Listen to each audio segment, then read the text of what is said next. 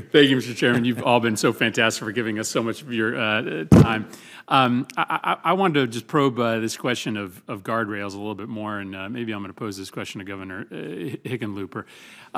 So I understand the need to allow for states to be laboratories of experimentation, and Lord knows we still need more experimentation to figure out what works and what doesn't work in healthcare. But we also do exist in a national economy with a decent amount of fluidity between people and businesses, and so there's an argument that having some floor on what insurance plans cover protects states and actually creates stability in the overall economy. Can you maybe talk a little? You've all recommended giving states more flexibility, but where's the natural end of that? Because I think there is some benefit to knowing that no matter what state you go to, you're going to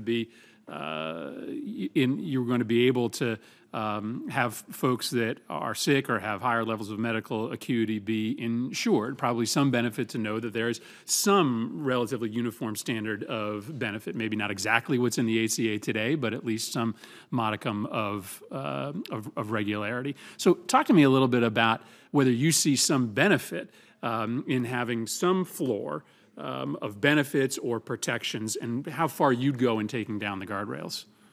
So we discussed this at great length in trying to come to a consensus with Republicans and Democrats.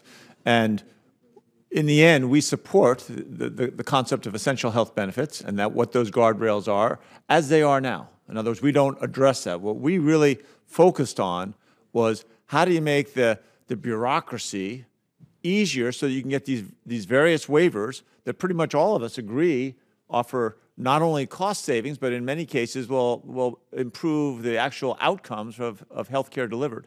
So at some point that'll get discussed and debated, and that's a longer issue than we have here. But we were very specific to make sure that those essential health benefits, those guardrails, should be maintained. Within that, there are all kinds of places where maintain those health benefits can be done less expensively. Governor Baker talked about the alignment of medical, dental benefits, rather than having your basic insurance company set up whole new systems to provide dental benefits. You've got companies that do that already, and yet that they weren't permissible under the Affordable Care Act. Those kinds of waivers, I think, are the driving force of a lot of the change we're going to see in the short term. And they should be, if one state's already qualified, they should also, other states should qualify as well. Senator Murphy, kind of jump in on it real quick, because undoubtedly you're right. But I'll say this: it's way out of whack now. The balance is back to Governor Herbert's. It's states going to the federal government hat in hand, and there's an assumption from the federal government, and that's a little offensive to be honest with you. It says you won't care for the least of these unless we tell you exactly how to do it,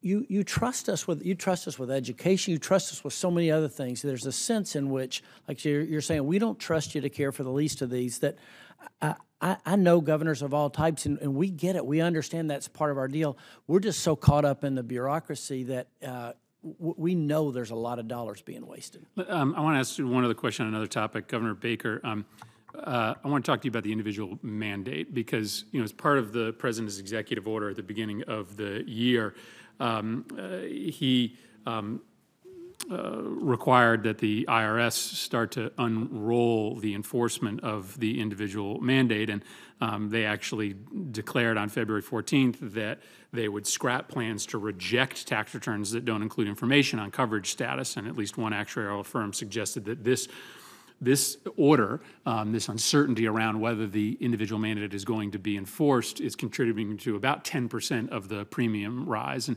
you were sort of first out of the box as a state to understand the importance of the individual mandate. Can you just talk a little bit more about your experience with the mandate and what it potentially does to rates if there is, at the very least, great uncertainty from the perspective of insurers as to whether anybody's going to bear consequences if they don't abide by it?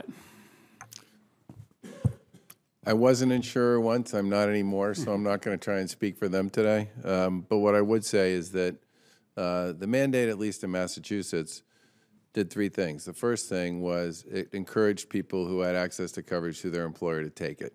And that actually represented a huge part of the increase in covered lives after the mandate took effect, which was not something anybody was anticipating or appreciated, I don't think, before we put the mandate in place. We were thinking about it mostly as a way to make sure that everybody was in the game, including folks who had historically just chosen not to buy. The second thing I would say is that we've been at it for 10 years now, and it does create a certain level of sort of shared responsibility and a cultural understanding that there's a reason why you buy insurance, because you don't know necessarily if there might be some point in time when you're going to need to use it. It's similar to, we're also a mandatory auto insurance state. And I think people, for the most part, get that, and I think it's helped stabilize the market in some respects. But I think I really do believe that the CSR issue is a much bigger issue for the carriers than what shows up on your income tax return. And I would push, this is me being the governor as opposed to a senator, I would push you folks to think about encouraging states to come up with ways, especially if you're going to create reinsurance pools in conjunction with them, that create some semblance of a reasonable market out there. And there's a lot of ways people could encourage folks to buy insurance and to keep insurance other than a mandate. I happen to like the mandate because it's what we've been using, it's what people are familiar with, and people understand it in Massachusetts.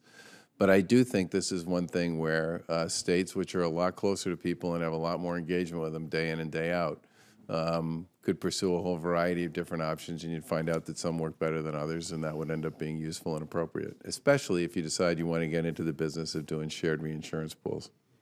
Thank you.